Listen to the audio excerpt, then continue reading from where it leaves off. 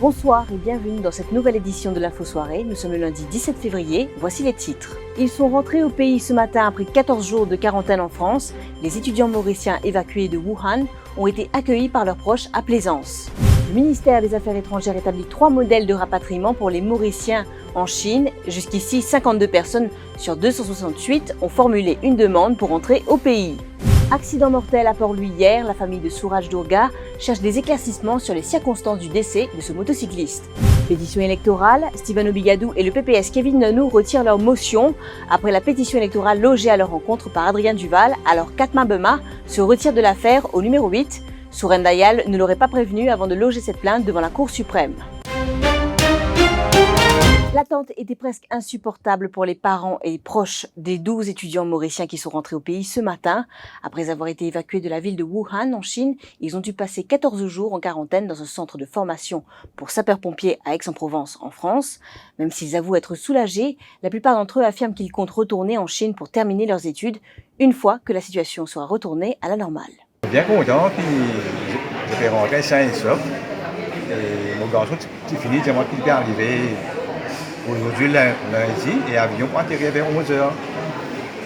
Et mon voisin demande un bouquet de fleurs comme si je pour accueillir mon garçon. Parce que lui aussi, il est bien content. Et je remercie le gouvernement pour tout ce qu'il vient faire, y compris quand il aide nous directement ou indirectement. Et comme si je dirais, je réussis rentre la France. Et là-bas, je gagne manger, je prends de compte. Je gagne mon service 24 jours 24. Alors, nous, vraiment, nous personne dans les coins qui du moment que je rentre en France.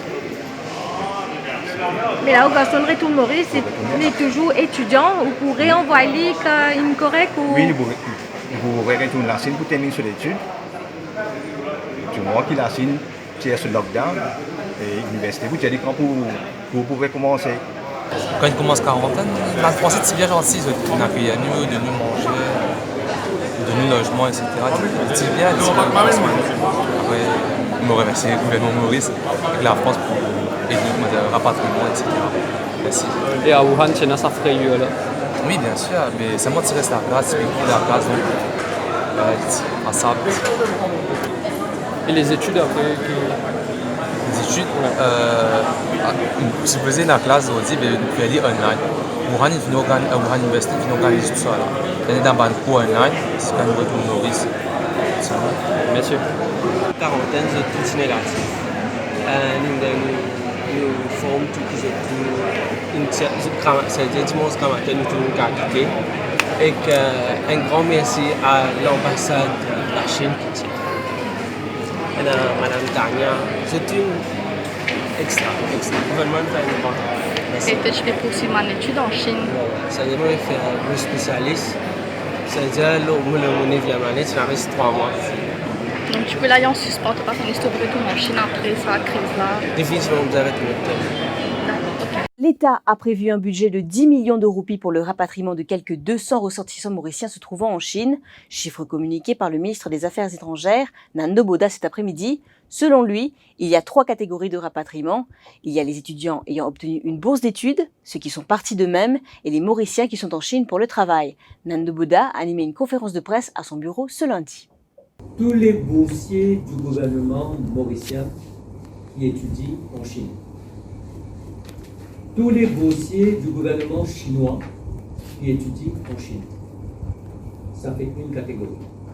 Cette catégorie-là sera rapatriée par les autorités mauriciennes aux frais de l'État. Dans cette catégorie, on va mettre aussi tous les officiers de la fonction publique ou des institutions publiques. Maintenant, il y a tous les étudiants qui sont partis en Chine. Mais qui sont en Chine, on va leur faciliter le rapatriement. On demande à leurs parents de prendre contact avec ces cellules de crise Et là, les parents doivent prendre une obligation concernant les frais. Deuxième catégorie. Troisième catégorie maintenant, tous les Mauriciens qui sont en Chine, pour une raison ou une autre, pour affaires, pour voyage, pour le tourisme, ou encore qui sont installés en Chine. On va les aider à leur rapatriement, à leurs frais. Les 2740 passagers à bord du bateau de croisière Aida Blue ne présentent aucun symptôme du Covid-19.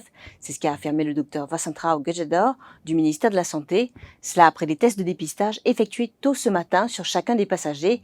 Il précise qu'une équipe de 14 officiers des autorités sanitaires ont participé à cet exercice. Parallèlement, 65 patients sont actuellement en quarantaine à Maurice, soit 36 au centre d'Anse-Larrey et 29 à l'hôpital de Souillac. Alors que le nombre de morts continue d'augmenter en Chine, des Mauriciens n'ont pas hésité à montrer leur solidarité envers le peuple chinois et les difficultés auxquelles ils font face en ce moment. À Maurice, la New Chinatown Foundation a publié depuis quelques jours une vidéo en solidarité avec ceux qui souffrent de ce virus, mais également pour ceux qui sont sur tous les fronts en train d'aider à le combattre. Nous retrouvons après cette courte page de pub.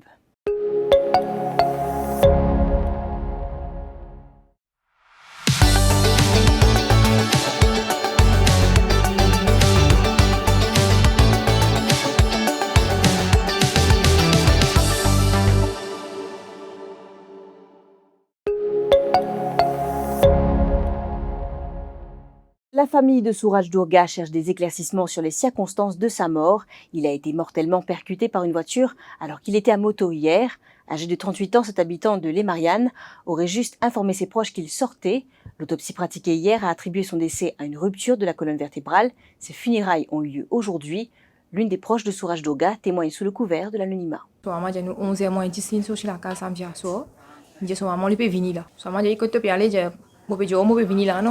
Bon pour finir là. Si maman connaît souvent il y a petit sauce aussi comment aller finir et tourner. Mais quand il sauce ça voilà maman j'ai calé pour retourner tiens la clé la porte ali. Pas retourner, le lendemain matin 8h 9h-15 pour là la police depuis ici mon conseil depuis pour lui redressé il demande sur maman sur Durga habitem. Sur maman j'ai dit oui, j'ai dit mais au besoin fait accident dans l'hôpital civil. Mais si capable de guetter. Quand nous finissons en bas, parce qu'il y a des enfants trop proches avec nous, nous essayons de faire des mosses. Il y a un monsieur qui est allé, son grand cousin. On a fait des mosses par menu, mais nous n'avons aucun détail qui m'a dit qu'il passait.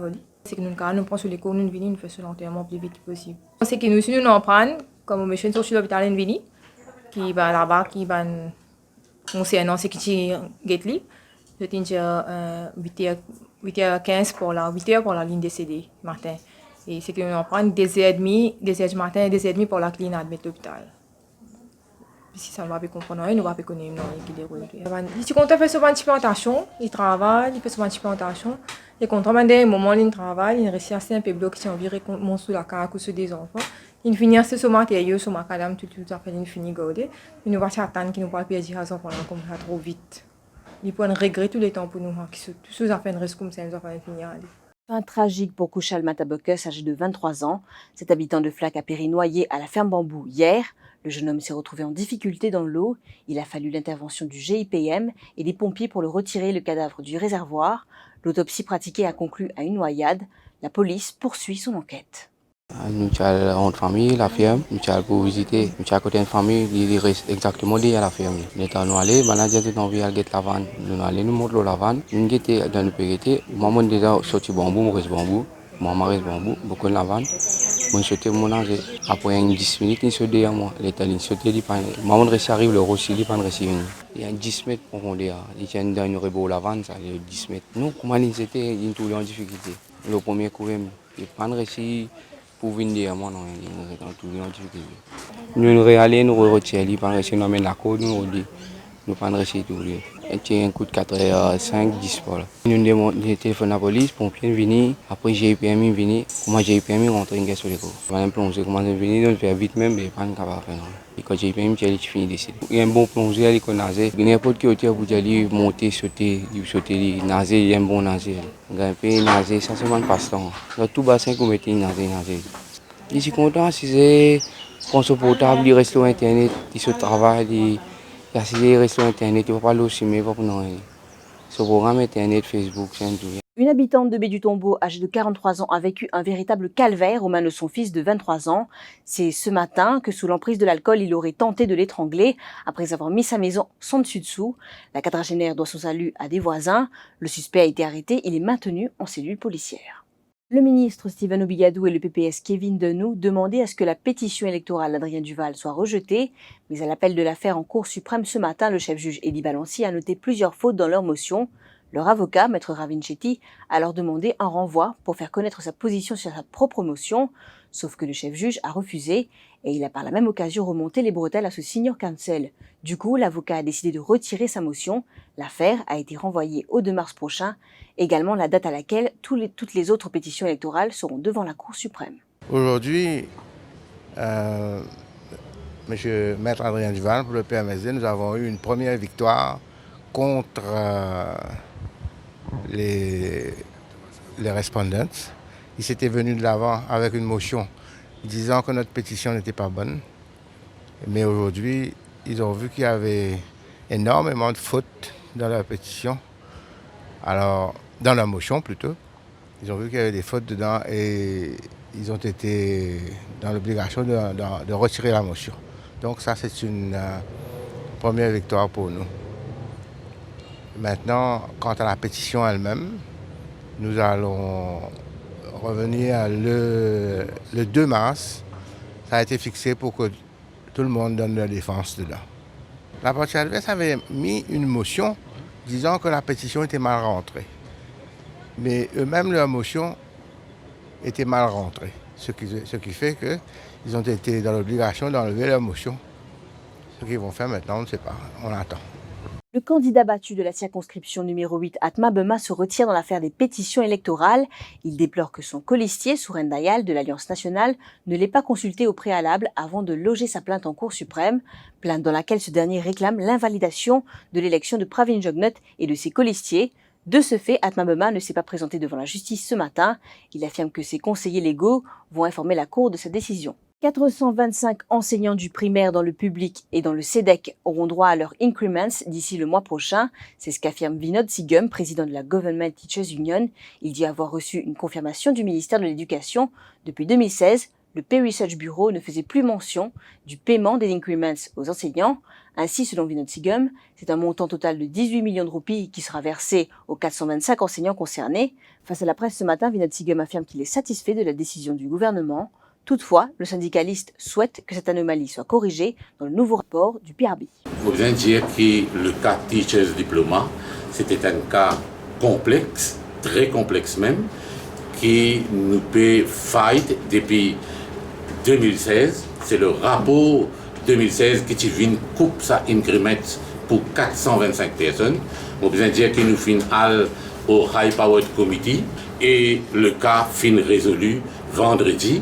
Veut dire qu'il y a un enseignant concerné, comme on dit, il y a 425 personnes, pour gagner un lump sum, appelle ça le jargon, un lump sum de 24 mois increment qu'ils ont payé. Et ce qui restait, le cas anomalie, pour bien le corriger au niveau du PRB, dans le contexte du nouveau rapport qui peut prendre effet à partir de janvier 2020. Donc un gros travail est resté que nous pouvons à le PRB pour expliquer qui n'a pas fait blunders, comment nous dire, pareil, et qui cause beaucoup de frustration. Parlons culture et littérature maintenant. Les passionnés de lecture pourront découvrir 3 romans de la rentrée littéraire par les bibliothécaires. Les 3 romans sont Transparence de Marc Dugas, Encre sympathique de Patrick Modiano et La clé USB de Jean-Philippe Toussaint. C'est à 10h30 qu'il faudra se rendre au Beaux-Arts Café de l'Institut français de Maurice, à Rosilles. À noter que cet événement est ouvert à tous. Ce qui nous amène à la fin de cette édition de l'Info Soirée. Merci de l'avoir suivi. Bonne soirée. L'info en continu sur le www.defimedia.info.